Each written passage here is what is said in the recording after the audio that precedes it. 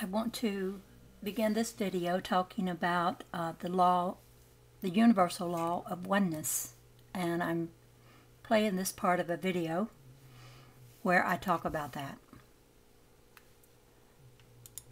The mind controls what we think.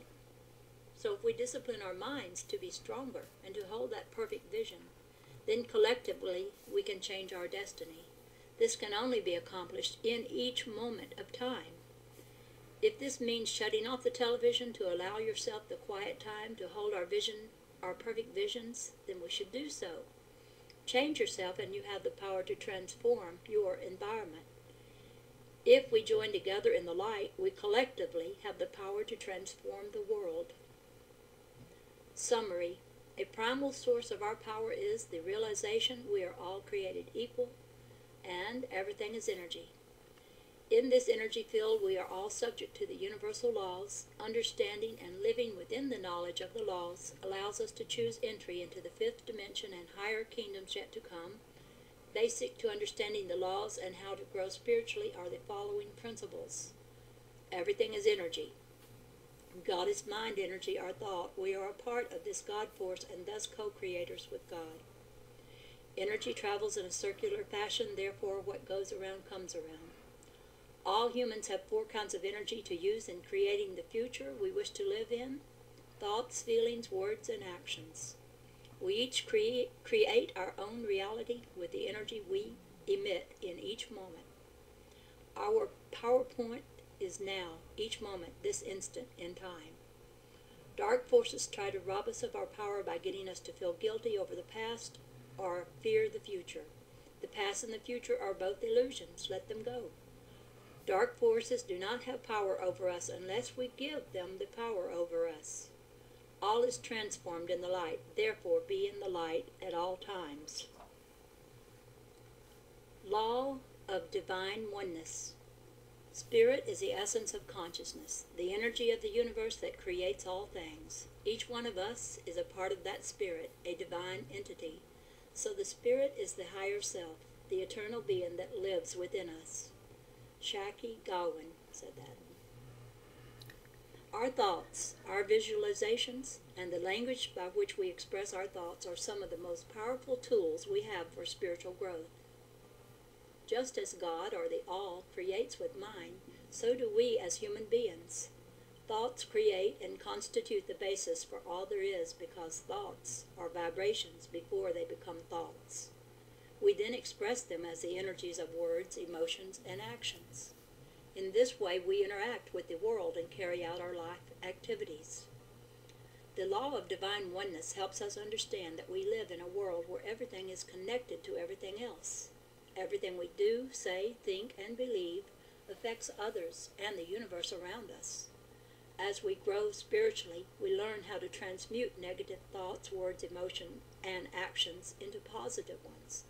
Thus, we not only manifest a better environment for ourselves, but we also help create a world that is consistent with the One.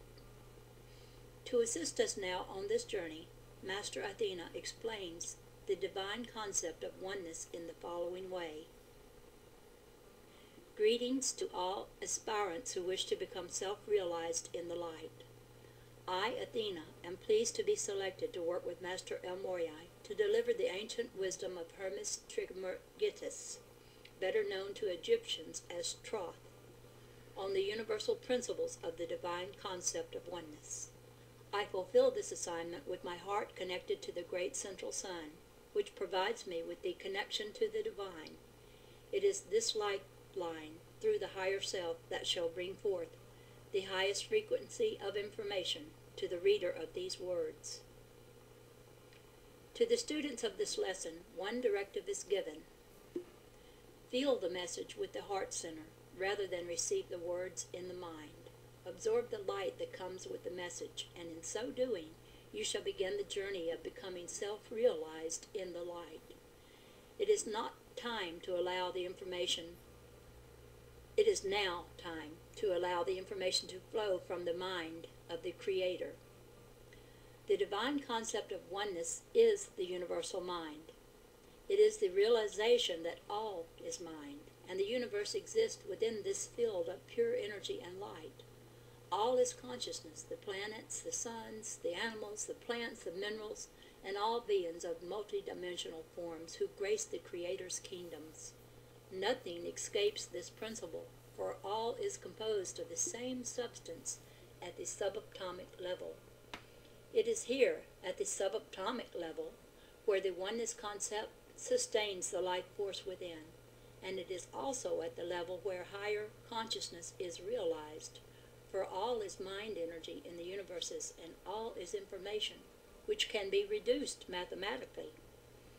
The field of mind energy is sometimes referred to as the golden liquid light, or otherwise known as prana, chi, or life force energy. This field is accessed by individuals by silencing the active mind. This state reduces the number of electromagnetic signals emitted by higher mental actions. Silence allows the 9 bodies to align with the perfect code that locks the individual into this force field. Once an individual resonates to the frequency of divine oneness, the mind connects with symbols and patterns that reside in this force field. These, in turn, enable the mind to use this connection for creation and manifestation. The key to accessing this power lies in the person's ability to remain totally calm, balanced, and at peace during all situations. Now I hope it jumps to the next one. But it didn't. Okay. I do believe that part where I was saying, as I read this, that when we come into this, we get all these symbols and patterns that we just geometries that are just in us that want to come out. Well, okay, I'll hold this in front of here. This is one I made not too long ago. It's the vector equilibrium. And this also is a vector equilibrium. Pull my camera back just a bit. Only I squished it so it looks more like the torus, the double torus. Because I think geometry, what we can do with it is we can treat it like it were clay. Because this is actually the vector equilibrium. Actually, in this one that I showed you before, the vector equilibrium is on the inside, and outside of it, what contains it is the octahedron. And so these symbols are important, and even though we don't know why they're exactly why they come to us and we feel inclined to play around with this sacred geometry, there is a reason behind it all. Now I will begin the next video about this law of oneness. Mind, body, and spirit, and earth are all interconnected within the golden liquid light. They are all one, yet each affects the other in subtle ways. Humans moving into the 5th dimension must understand this concept and also understand the subtlety of the mental bodies and minds' influence on the creative process. This is especially true for scientists.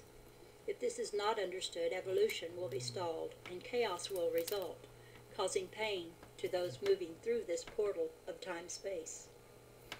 A magnetic flux exists in the universe, which will be experienced more fully when Earth is integrated into the 5th dimension. It is sensitive and fluctuates easily through the stimulus response patterns, being emitted constantly by various energy sources. For example, whenever there is a disruption in the force field, a momentary disturbance is created in the magnetic resonance patterns around individuals. The cycles of the moon and the subsequent effects on human behavior illustrate this point. When such disturbances occur, information received by individuals is disrupted, and the mathematical symbols are disturbed. This causes inaccurate information to be received and assembled within the mind. I place the word inaccurate in quotation marks to make a point. In reality, no information received is inaccurate because all information is received as a result of the magnetic patterns that form around an individual. Students of universal laws know this to be true and recognize that this statement is in reference to the law of attraction. By using quotations, I emphasize that information exists that is more stable and conducive to the growth of the individual's 9 bodies, and that this greater wisdom can be accessed through higher vibrational patterns within the divine mind.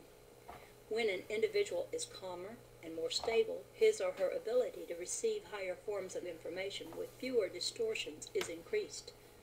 Therefore, information received under these conditions is deemed to be more accurate. Another way to assist one's understanding is to provide another explanation. Accurate also can be defined in terms of information received through stages of the evolutionary development of the soul. What is understood and accepted as truth and accurate in one phase of development is discarded later as the person evolves into higher fields of understanding. Thus, this explains how science has evolved through the centuries. As wisdom and knowledge expand and become stabilized, concepts are received at higher levels of understanding and development. This then changes the face of the truth. Awaken, my sisters and brothers of the stars. You are the spark of divine creation, come to earth to be the co-creators with God. Remember oneness. All is mind, all is thought, all is the all. In the universal mind of oneness, I, Pallas Athena, born out of the mind of Zeus, conclude this discourse. So be it. Next chapter. Law of Vibration. Nothing rests, everything moves, everything vibrates. The Kabbalion. That's what that is from. Everything in the universe is in motion, whether solid, liquid, or gas. All things move, vibrate, and travel in circular patterns. Each thing that exists is identified by its own unique vibrational frequency. Frequency is defined as the number of periodic oscillations, vibrations, or waves per unit of time. No two things in the universe are truly identical because each has a unique vibrational pattern. The difference between matter and energy are explained primarily by the differences in those vibratory motions. Phenomena such as light, heat, magnetism, electricity, and sound are forms of vibratory motion, just as trees, desks, flowers, and animals are. When things vibrate very slowly, we hear no sound. Physical objects vibrate slowly, which is why we cannot hear any sounds emanating from them. As vibration has increased, we begin to hear lower-pitched sounds. Further increases in vibrations allow us to hear higher-pitched notes, at which we strike the ascending keys, as when we strike the ascending keys of the piano. If vibrations increase further to a higher frequency, we may not be able to hear the sound because it may have moved out of our ability to register the frequency. So it is with our ability to see color. We are limited in seeing only the colors that are contained within the spectrum of light, the rainbow. Our first perception of color is of a dark red. As vibrations increase, the red becomes brighter, then turns to orange, and then to yellow, green, blue, indigo, and violet. Violet vibrates higher into ultraviolet, where we no longer have the ability to see the color, just as we cannot see infrared with the naked eye. The same principles of vibration that apply to the physical world also apply to us and to our thoughts, feelings, desires, and will. We each have our own unique sound, say the Ascended Masters, and that perfect sound is who we really are. If we could become still long enough to connect with this sound, we would discover our true perfect self. Disruptions in our lives, our lifestyles, television, radio, people, and noises in general all serve to keep us from hearing that perfect sound within and from becoming it. Many of the vibrational frequencies in the world work to compete with and disrupt our mental and emotional states, keeping us from connecting with the perfection lying dormant inside. Our thoughts, emotions, and wills send out vibrations into the universe. Every thought or mental state has a corresponding rate and mode of vibration. The higher the vibration, the longer lasting the effects are. The lower the vibration, the more potent the effects are in the short term.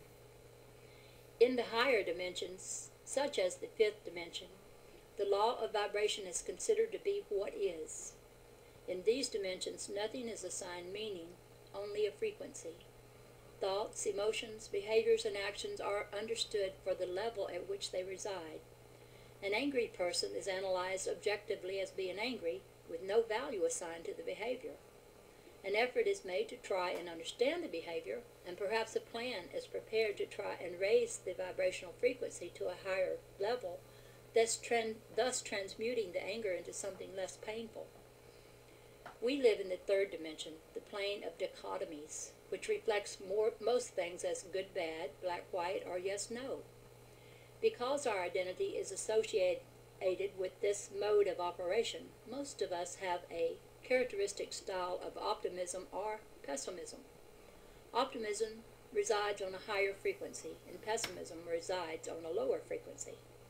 Optimists tend to expect more of the world. This is communicated to others and is likely to be realized. Pessimists expect the negative.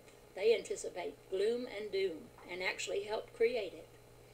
Our basic style is important because whatever we choose creates a vibration that goes out into the collective consciousness and helps either to raise Earth's vibration or to lower them. When we express negativity, we take on an amount of negativity equal to what we have expressed. Similarly, when we express ourselves in positive ways, we take on an equal amount of positive vibrations. Vibrations not only affect us, but also impact the people around us. Positive or negative vibrations may resonate in others and create similar vibrations. If we send out thoughts of envy, criticism, hatred, or jealousy, then the same thought forms are aroused and sent back by others. Each of us has the power to choose. We can align our bodies and our behaviors to create harmony and consistency with the God within us. Just as we care for our bodies by choosing options and behaviors, food, exercise, freedom from addictions, to maintain our balance and remain in a state of health, we also must take care of our minds by choosing good thoughts. Positive thoughts help us move on our journey to spiritual development. Other thoughts inhibit our progress or cause us to regress. When we learn to choose the good, we move toward spiritual goals with measured progress. Often the first full impact of our behavior on others is not well understood. We can be a positive force working for the betterment of our organization or community, or we can be a negative force and tear down what is being built. Wow, listening to this, I'm thinking about all the political talk going on right now, that we're seeing the different parties talking negatively about one another. It's not a good thing to do. We need to always lift up our president, no matter whether we agree with him or not, because we bless others. We don't curse others if we know to do the right thing. That is, it's to bless others.